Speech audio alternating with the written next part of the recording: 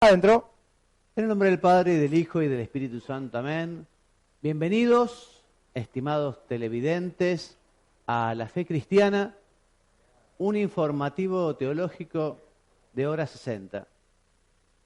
Un saludo muy particular a Mariano Reino Buch, que desde los controles aquí nos saluda y que también es el único espectador presencial, porque ustedes nos siguen detrás de cámara, pero tenemos la participación de Mariano, así que Mariano, un saludo, gracias por tu presencia, gracias por tu trabajo, gracias por tu invitación. Buenas tardes para todos. Muy bien. ¿Y qué es la fe cristiana? Bueno, la fe cristiana, en términos generales, el cristianismo, ustedes saben que no es una teoría, no es una ideología. La fe cristiana es el conocimiento y amor a una persona que vive, que es Cristo nuestro Señor. Y nuestro informativo teológico, la fe cristiana, lo que busca es justamente ayudarte a crecer en el conocimiento y en el amor a esa persona, a Cristo nuestro Señor. Este informativo será una catequesis inspirada en el Catecismo de la Iglesia Católica que nos regaló el Papa San Juan Pablo II y, más concretamente, en unos resúmenes de fe cristiana que son unos guiones que utilizaremos como bibliografía. Son textos preparados por profesores de la Pontificia Universidad de la Santa Cruz, donde yo estudié en Roma. Y estudiaremos a lo largo de 40 programas, si Dios quiere, los 4 grandes temas del catecismo, que son el credo, o lo que podemos llamar la teología dogmática, la liturgia y los sacramentos, segundo término, los mandamientos, que es la teología moral, y por último, el cuarto y último punto del catecismo, que es la oración, que está dentro de lo que es la teología espiritual. ¿Y cuál es el primer tema de hoy? El primer tema de nuestro ciclo, de nuestro curso, de nuestro informativo.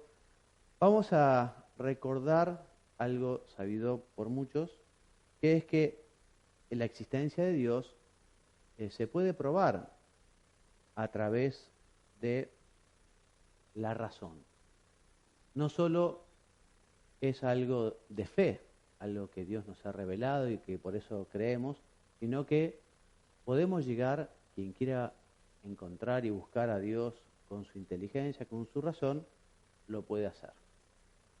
Y comenzamos diciendo que las culturas de todos los pueblos, en fin, en toda la historia de la humanidad, siempre se han planteado los temas esenciales, ¿no? Los temas más fundamentales, más profundos, ¿no? ¿Qué es la vida? ¿Qué es la muerte? ¿Qué es el bien? ¿Qué es el mal? ¿Para qué estoy yo aquí en la tierra? ¿Qué va a pasar después de esta vida? ¿Hay otra vida? ¿No? Y en ese sentido, San Juan Pablo II, del año 1995, lo decía que el corazón de cada cultura, o en el corazón de cada cultura, ¿no?, está constituido por su acercamiento al más grande de los misterios, el misterio de Dios, ¿no? Bueno, y es para agradecer el poder llegar a conseguir conocer que Dios existe a través de la inteligencia, ¿no? Y por eso también la Iglesia siempre ha fomentado y ha defendido la libertad religiosa, una libertad importantísima que tienen que tener las personas de cualquier credo para buscar la verdad, y una vez encontrada, vivir conforme a ello. De hecho, así lo dijo uno de los documentos más importantes del Concilio Vaticano II, la Dignitatis Humanae, dice que todos los hombres, por su misma naturaleza y por obligación moral, están obligados a adherirse a la verdad una vez conocida. Evidentemente, la verdad, dice también este documento en otro lugar, no se puede imponer. No se puede a través de la violencia, del lavado de cabeza, en fin, tratar de colocar una verdad. Eso evidentemente está mal. Pero lo que sí es que es obligatorio es que cada uno está obligado a buscar la verdad. Y una vez encontrada, vivir conforme a ella. Te decía que vamos a tratar de descubrir a Dios, pero a través de los datos que nos da la creación. Dios es el autor de toda la creación y como todo artista deja su huella, como un pintor, como un escultor, ¿no? Podemos decir este cuadro, esta escultura pertenece a este autor porque dejó su rasgo, ¿no? Dejó su impronta. Bueno, Dios, que es el creador de cielo y tierra, también justamente dejó su rastro en él, ¿no? Por eso decimos que el intelecto humano puede conocer la existencia de Dios a través del mundo creado, a través de las criaturas materiales, del cosmos, del macrocosmos, del microcosmos, a través de interiorizarse en lo que es la persona humana, allí se ve el rastro que Dios ha dejado. Bueno, este itinerario, este camino, ha sido expuesto y ha sido recorrido por muchos filósofos desde la antigüedad, ¿no? Y fue Santo Tomás de Aquino quien de alguna manera también recoge todo ese historial, toda esa riqueza, ¿no?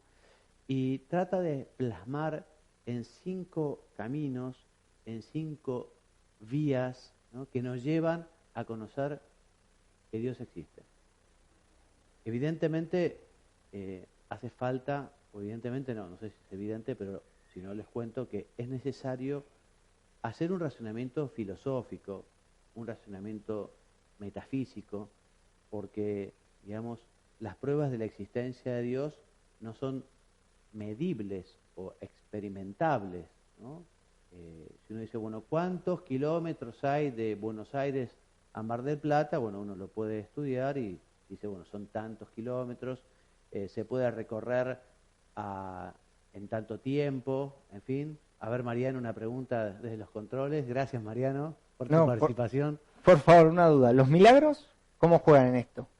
Es importante los milagros. Los milagros es una demostración de la prueba de Dios. Es una demostración.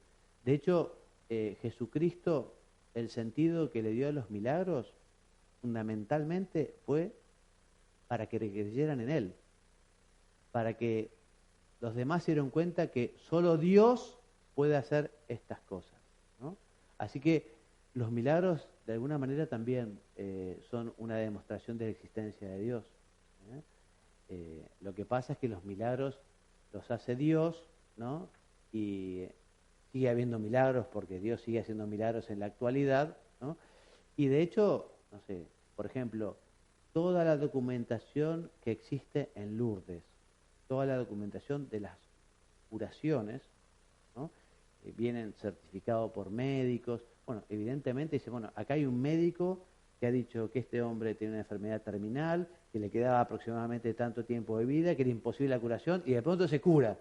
Y evidentemente eso es un milagro, ¿no? Y eso efectivamente es una prueba más de la existencia de Dios. Así que te agradezco la intervención porque fue muy buena.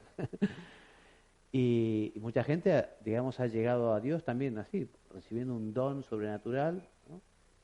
Pero, digamos, estos caminos que invita Santo Tomás son caminos que se realizan a través de la contemplación, a través del pensamiento, a través del razonamiento, ¿no?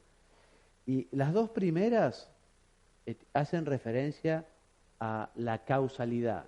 Cuando hablamos de causalidad, hablamos que algo es causa y efecto, o también acto y potencia. Y entonces, si algo está en potencia, puede llegar a estar en acto. Si algo se mueve, es porque es movido. Entonces, el razonamiento dice, bueno, yo no puedo hacer una cadena causal hasta el infinito. Si todo es movido por otra cosa, en algún momento tiene que haber un motor inmóvil, ¿no? Por ejemplo, si yo veo cruzando por la vía del ferrocarril vagones que no tienen tracción por sí mismos, yo deduzco que hay una locomotora o que está estirando o que está empujando, porque los vagones no tienen en sí mismo el movimiento. Bueno, metafísicamente, todo lo que es, en algún momento deja de ser. Por eso también la tercera vía es el de la contingencia. Por ejemplo, yo hoy existo, pero mañana dejaré de existir. Y yo recibí la vida de mis padres y ellos a su vez de los suyos, ¿no? Bueno, pero en algún momento tiene que haber alguien que haya sido el creador de la vida, porque nadie tiene la vida en sí mismo. Nosotros somos seres contingentes, que hoy están, pero mañana no están. Entonces hace falta un ser que sea necesario, que sea el ser por esencia, que sea el primer motor inmóvil, que sea la primera causa de todas las causas. Y la cuarta vía es justamente observando las perfecciones, la belleza de la creación, entonces razonando, viendo tantas cosas buenas, tantas cosas bellas, tantas cosas... Bueno, entonces se llega a deducir la existencia de una fuente para que de todas estas perfecciones, ¿quién nos ha dado todas estas perfecciones? ¿Quién las tiene que las puede dar?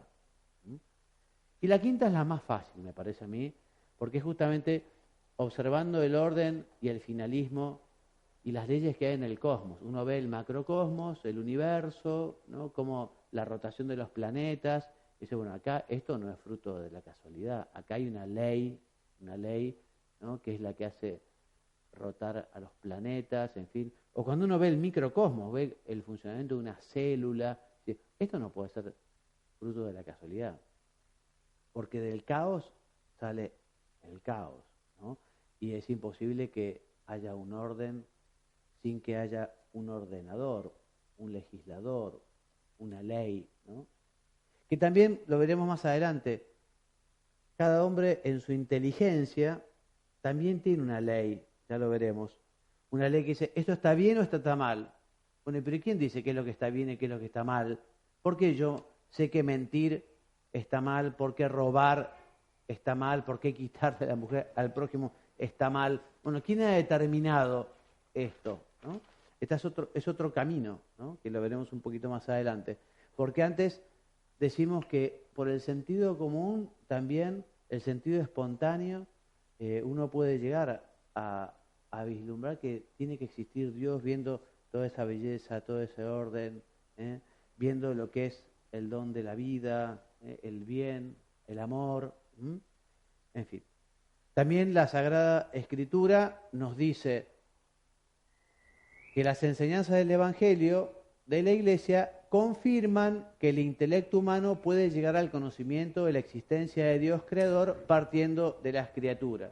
O sea, lo dice el Catecismo, dice, está bien, también nosotros definimos en la Iglesia, en el Magisterio, en el Catecismo, que efectivamente el hombre, con buena voluntad, porque, digamos, así como decimos, no hay peor sordo que el que no quiera oír, para creer en la existencia de Dios, hay que querer creer. Y no todo el mundo está dispuesto a aceptar a Dios, porque aceptar a Dios también lleva de la mano aceptar que puede poner unas leyes, que tengo que obedecerlo, que tengo que portarme de una determinada manera. Entonces hay personas que dicen, es más fácil negar a Dios que decir, bueno, yo no estoy haciendo las cosas bien, o yo debería portarme de otra manera. Por eso, para conseguir hacer este itinerario de querer conocer la existencia de Dios a través de la observación de la naturaleza, a través del razonamiento, a través de la inteligencia, hace falta querer descubrirlo. De hecho, muchos han narrado y estudiado cómo han realizado este proceso, ¿no? Muchísimos científicos, a través de la química, a través de las matemáticas, profundizando en las cosas más abstractas, de pronto dicen, bueno, acá hace falta un creador, acá hace falta alguien que haya puesto orden, que haya puesto leyes, en fin. Bueno, y ahora vuelvo a lo que te decía antes, que el espíritu humano también manifiesta a Dios. El hombre es un ser espiritual, el hombre no es solo materia, el hombre es capaz de reflexionar sobre las cosas, sobre sí mismo, y efectivamente tiene en su corazón una ley, que es la ley moral, ¿no? Todos los hombres nacen teniendo una idea así fundamental de hay que hacer el bien, hay que evitar el mal y hay unas determinadas cuestiones que están bien y hay otras determinadas cuestiones que están mal. También su propia vida espiritual, porque el hombre no es solo materia, ¿no? Entonces suele suceder que en momentos en los que la vida se hace difícil, la pérdida de un ser querido, ¿no? O de pronto descubrir lo maravilloso que es el amor, bueno, todo eso lleva a Dios, lleva a preguntarse. Y toda persona en algún momento de su vida también se preguntó, ¿no? ¿Y yo para qué estoy aquí? ¿Cuál es el sentido de mi vida? ¿Termina esto aquí? Y es la pregunta fundamental. Muchos que durante su vida se declararon ateos o agnósticos, al final, cuando digamos uno está match point, por decirlo de alguna manera, ¿no? Cuando uno ya está más cerca de la lira que de la guitarra, cuando ya está por dar el paso al otro patio, bueno, uno se pregunta, ¿no? Bueno, ¿y qué esta vida que he tenido realmente valió la pena? ¿Dio fruto? ¿Suma? ¿Me preguntarán el día de mañana qué hice con la vida? En fin, estas cuestiones se preguntan. Mariano. ¿Por qué es más fácil las preguntas en contextos adversos o negativos que en situaciones que uno puede juzgarla de mejor o más positivo? Digo, quizás se pregunta por Dios más en la muerte que en el fruto del amor. Sí, igual vos fíjate que en el dolor, no sé por qué, ¿no? Pero en el dolor lleva a pensar. Vos escuchás las letras de las canciones en Radio Latina cuando a uno le ha traicionado la novia o la mujer y uno tiene un dolor enorme. Es notable cómo el dolor agudiza el pensamiento, hasta también los poetas. Vos fíjate que los poetas muchas veces se inspiran en los momentos, ¿no? De dificultad. No sé bien por qué. Pienso que también en la alegría y en el amor también es un momento para preguntarse. Cuando uno está pletórico de contento también se preguntan muchas cosas. Pero especialmente en esos momentos de dolor es cuando en general uno se pregunta muchas cosas. Y sobre todo al final de la propia vida. Eso me parece que está claro. Y sobre todo, pienso yo, si uno no se ha portado del todo bien, uno se siente en Orsay, digamos, ¿no? Entonces uno dice, wow, ¿no? Yo tengo esta mochila de estas cuestiones, ¿no? En ese sentido, los quienes pertenecemos a la iglesia y tenemos el bendito sacramento de la penitencia, de la reconciliación, el sacarse la mochila que uno lleva de que no se ha portado bien porque ha mentido, ha engañado, ha hecho cosas malas, bueno, y saber que a uno lo perdonan es una maravilla, ¿no? Es una maravilla. Bueno, ¿y qué nos dice el Catecismo en su número 33? Dice, con su apertura a la verdad y a la belleza, con su sentido de bien moral, con su libertad y la voz de su conciencia, con su aspiración al infinito y a la dicha, el hombre se interroga sobre la existencia de Dios. En estas aperturas percibe signos de su alma espiritual, ¿no? O sea, tratar de explicar o decir que el hombre es solo materia, que Dios no existe, que no hay un más allá, es que además repele naturalmente al hombre. Donde ha habido ideologías que han pretendido expulsar a Dios del pensamiento, no lo han conseguido. Tantos años de marxismo, tantos años de una educación materialista, que el hombre naturalmente tiende a la trascendencia y a preguntarse todas estas cuestiones. Recordaba yo hace poco a Tatiana Goricheva, una mujer justamente que perteneció al régimen soviético y que había sido una activista, pero que de pronto se empieza a preguntar muchas cosas, se empieza a recorrer un camino de filosofía por el existencialismo y bueno, y busca a Dios y lo encuentra porque en ese sentido el que busca a Dios lo encuentra. O sea, Dios no se esconde, Dios está. Lo que pasa es que no nos quiere dar una luz tan grande que nos incandile. Por eso tenemos que hacer el esfuerzo de buscarlo. Pero si lo buscamos lo vamos a encontrar. Y esta mujer lo encontró después de haber tenido una vida bastante complicada, porque se le suicidó la mejor amiga, porque las universitarias de su momento no tenían ninguna visión trascendente y a veces se quedaban solo en lo superficial, ¿no? Bueno, ella en la búsqueda lo encontró y le transformó la vida. Y así muchas historias de conversión, o sea, de gente que busca y encuentra. Porque cuando se busca, encuentra. Jesús mismo lo dijo, ¿no? El que busca, encuentra, ¿no? El que llama, se le abrirá. Bueno, entonces esto es lo que te decía yo hace un rato, que es que la presencia de la conciencia moral, que aprueba el bien y censura el mal, lleva a reconocer un sumo bien, el cual estamos llamados, del cual nuestra conciencia es como su mensajero, ¿no? O sea que la conciencia nos dice, esto está bien, esto está mal. Bueno, ¿y quién nos puso en la cabeza? ¿Por qué todas las personas que nacen saben que mentir está mal, que envidiar al otro está mal, que tantas cosas que están... Bueno, evidentemente en el disco duro, ¿no?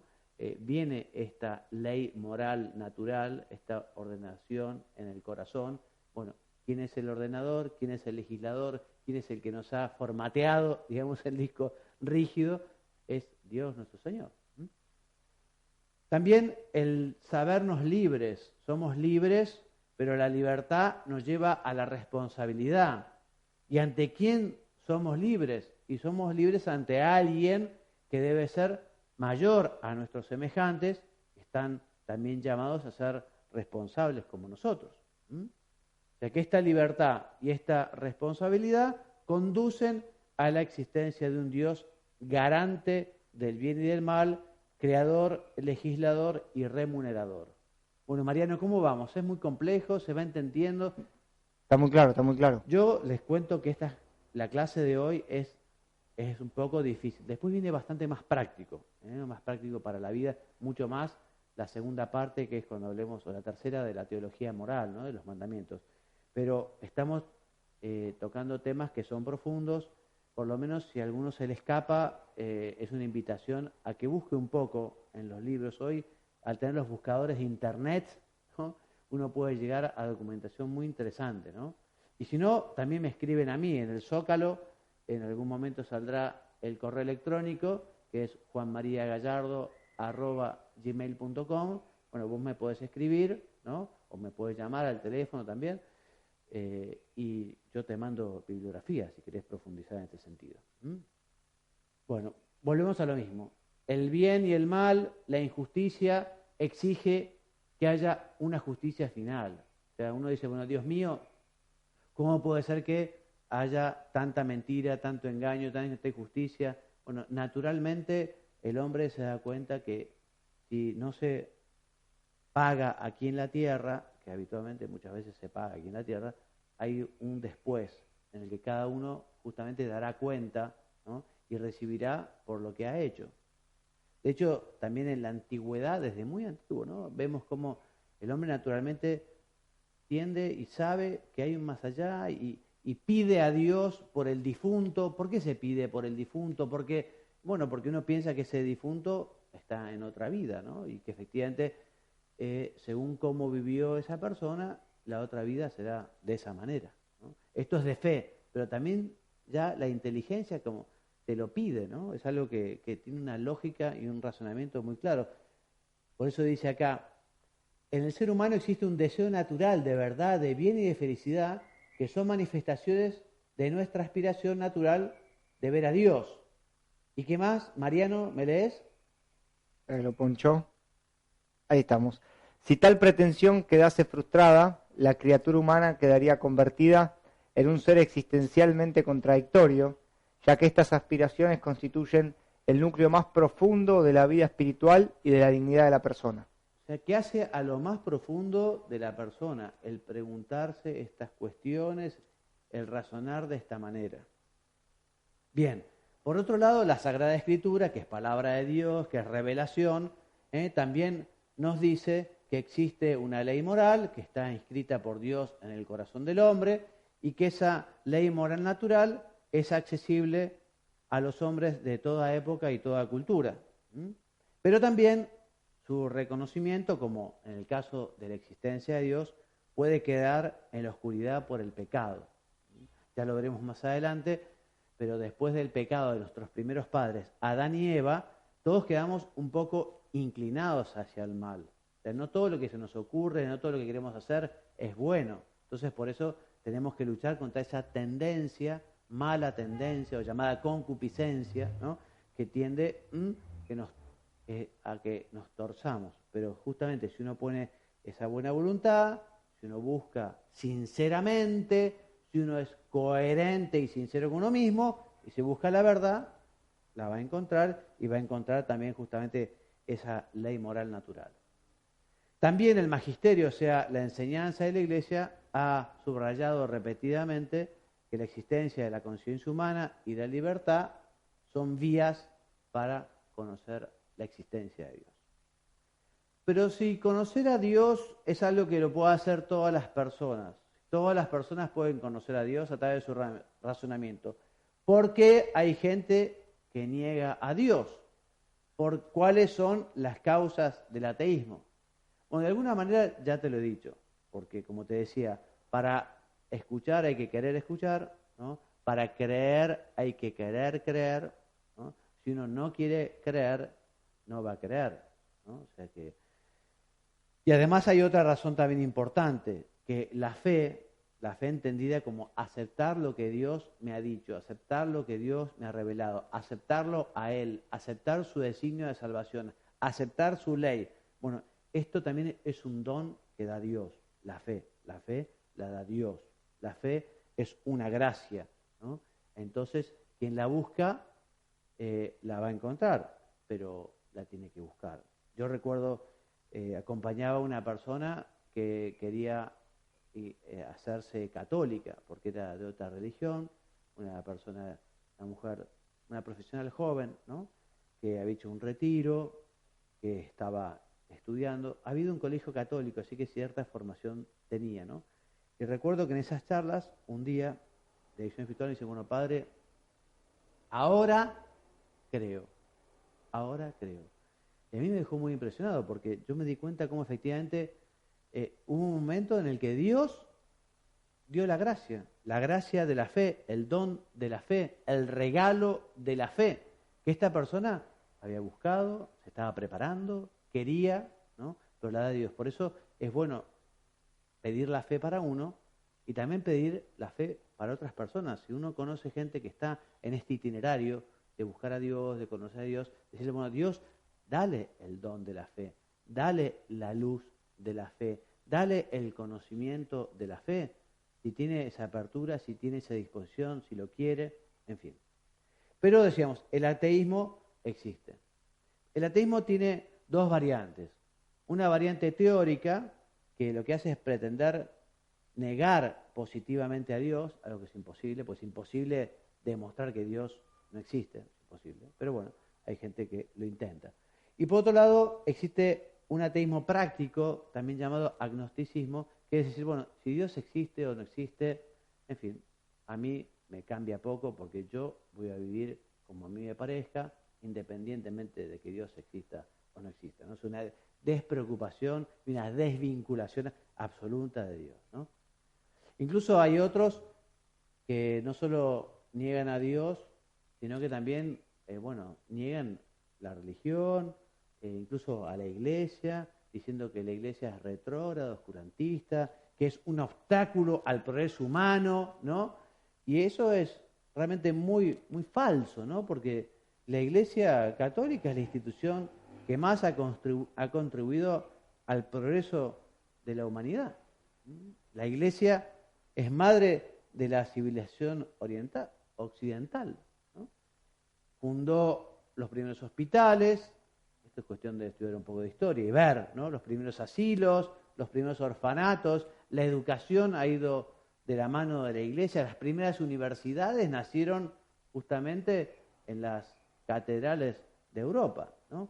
Así que, en fin, por eso achacarle a la Iglesia algo, existe mucha gente que no quiere a la Iglesia, existe lo que se pueden llamar las leyendas negras de la Iglesia. También es verdad que hemos cometido errores, ¿no? El Papa San Juan Pablo II pidió perdón por los errores de los católicos a lo largo de los siglos, ¿no? Pero una cosa es que los católicos cometamos errores y otra cosa es que la Iglesia sea la promotora o la que anime o la que empuje, cuando en realidad justamente lo que busca la Iglesia Católica es que las personas se identifiquen con Jesucristo, conozcan a Jesucristo, vivan como Jesucristo, sean santas, cumplan los mandamientos, ¿no? Pero bueno, es verdad que el mal ejemplo de los creyentes puede hacer que personas se alejen de Dios, ¿no? Y efectivamente se quedan escandalizadas. Mariano pregunta. ¿Por qué esas personas que juzgan el mal ejemplo, digo, de los creyentes, tienen la capacidad de poder juzgarlo si en definitiva a ellos nadie los juzga? Si no existe nada que los pueda juzgar a ellos. Desde su creencia, obviamente, desconociendo a Dios, ¿no? Claro, sí, en ese sentido existe una cierta contrariedad, digamos, es contradictorio, ¿no? Pero si uno dice, bueno, si no les importa nada Dios, si no les importa nada de la iglesia, ¿para qué están, no, machacando y machacando, A eso iba, exacto. y pegando? Bueno, porque en definitiva, a veces pasa que uno se convierte en enemigo de un tema cuando también se tiene que justificar. Y no siempre. Yo me acuerdo cuando me ordené sacerdote, de las primeras cosas que me llamaron poderosamente la atención es el profundo dolor que deja en el alma de una mujer o de un hombre un aborto, ¿no? Y bueno, cuando uno se arrepiente, Dios perdona, una herida muy dura se puede curar, pero hay gente que no quiere reconocer que está mal. Entonces algunos se convierten en paladines de la defensa de esto y salen a defender porque en definitiva también se están justificando. Entonces, como necesitan justificarse, dicen, no, yo defiendo esto, pero en el fondo es una justificación, ¿no? Y hay muchos justamente que también niegan a Dios, niegan a la iglesia, porque de alguna manera también se quieren justificar y no quieren estar abiertos a la verdad. Esta puede ser una razón, ¿no? Quizá no sea la única, pero esto suele pasar. Bueno, el agnosticismo y la indiferencia religiosa. ¿Cuánto tiempo llevamos, María? Nos faltan poco tiempo ya, ¿no? Estamos en 32 minutos. 32 minutos, bien. Entonces, el agnosticismo y la indiferencia religiosa. Te decía, el agnosticismo es primo hermano del ateísmo, te decía, está muy difundido entre los intelectuales, que sostienen que la razón humana no puede concluir nada sobre la existencia de Dios y sobre su existencia, cosa que no es verdad. Y también la indiferencia religiosa, también llamada irreligiosidad, representa hoy la principal manifestación de incredulidad. O sea que la gente está muy lejos de Dios, muchas veces justamente porque existe una sociedad de confort, porque uno está cómodo, porque tiene todo lo material. En cambio, como decíamos, y vos me preguntabas hace un rato, ¿no? Cuando uno se encuentra en encrucijadas difíciles de la vida, cuando uno está pasando hambre, contradicción, cuando uno está en guerra, bueno, uno se hace muchas preguntas y también justamente como que naturalmente va a buscar un apoyo en la vida sobrenatural, en la vida espiritual. En cambio, a veces el materialismo, la comodidad, el confort, como que juega en contra de la espiritualidad, ¿no? Porque dice, no, si yo estoy comodísimo, tengo todo, ¿qué me voy a preocupar de Dios y del más allá, si yo aquí estoy? Por eso dice acá, Dios es reemplazado por los bienes materiales, por las continuas distracciones, para no detenerse en los problemas existenciales más importantes, como el sentido de la vida y la muerte, el valor moral de las propias acciones, etc. ¿No? Pero siempre sucede, volvemos al mismo, siempre suceden acontecimientos trascendentes, enamorarse, ser padre o madre, muertes prematuras, dolores, alegrías, etc., que hacen que el indiferentismo religioso no resulte sostenible a lo largo de toda la vida. Preguntas. No, es un pedido en realidad Sí. a que leas la cita que tiene la imagen, que si bien no se llega a ver del todo por el borde más clarito, es muy interesante lo que tiene Sí, escrito. esto fue un colectivo que pusieron en Europa, en España, decía, probablemente Dios no existe, deja de preocuparte, ¿no? Es una campaña que hubo que fue súper polémica, ¿no? Porque muchísima gente pidió que se sacara estos carteles de los colectivos, que de alguna manera era una llamada, digamos, al ateísmo, a la indiferencia, ¿no? Pero, en fin, y nosotros los cristianos, ¿qué hacemos cuando nos encontramos con una sociedad así, post-cristiana, ¿no? Y fundamentalmente lo que tenemos que hacer es rezar, por esas personas porque pensamos que se están perdiendo algo realmente importante, ¿no? O sea, es algo, o sea, la vida sobrenatural, la vida espiritual, el conocer a Dios, ¿no? Realmente llena muchísimo el corazón y la mente. Y cuando uno se queda solo en lo material, en lo superficial, el corazón se congela, no sé, la inteligencia se achica. Entonces, Jesucristo nos dejó este mensaje, nosotros lo queremos llevar para que libremente el que lo quiera aprovechar lo conozca, ¿no? Porque creemos que es algo muy valioso, ¿no? Por eso los cristianos, con el ejemplo y con la palabra, tenemos que llevar el mensaje de Jesucristo, el Evangelio, ¿no? Bueno, entonces, decíamos, sobre Dios no se puede evitar el interrogarse al menos alguna vez. Es necesario ayudar al indiferente a abrirse con seriedad a la búsqueda de Dios. Y estamos ya en el último punto de este programa, que es el tema del pluralismo religioso, ¿no? Hay un único y verdadero Dios que se ha revelado en Jesucristo, pero la Iglesia tiene un gran respeto por todas las religiones de la tierra que manifiestan la búsqueda sincera de Dios y respetan la dignidad trascendente del hombre, ¿no? La Iglesia Católica considera que en ellas está presente una chispa, casi una participación de la verdad divina, ¿no? Por eso el diálogo interreligioso no se opone a la misión evangelizadora, ¿eh? Respetando la libertad de cada uno, la finalidad del diálogo ha de ser siempre el anuncio de Cristo. Justamente queremos nosotros mostrarles la riqueza del mensaje y de la persona de Jesucristo a tantos que no lo conocen. Para imponerla, no, pero sí la mostramos porque creemos que la pueden aprovechar y estamos convencidos que ese es el camino de la verdad. También dice la Iglesia que las semillas de verdad, que las religiones no cristianas, esas semillas de verdad provienen de la única verdad que es Cristo, ¿eh? Y estas religiones tienen el derecho de recibir la revelación y a ser conducidas a la madurez mediante el anuncio de Cristo, camino, verdad y vida, ¿eh? De hecho, así lo dice el Señor. Para eso he nacido y para esto he venido al mundo, para dar testimonio de la verdad. Todo aquel que es de la verdad, escucha mi voz. Porque el anuncio no tiene que faltar. Por eso los primeros cristianos incluso dieron la vida por llevar el mensaje del Evangelio cuando les preguntaron, ¿aceptas al César por Dios?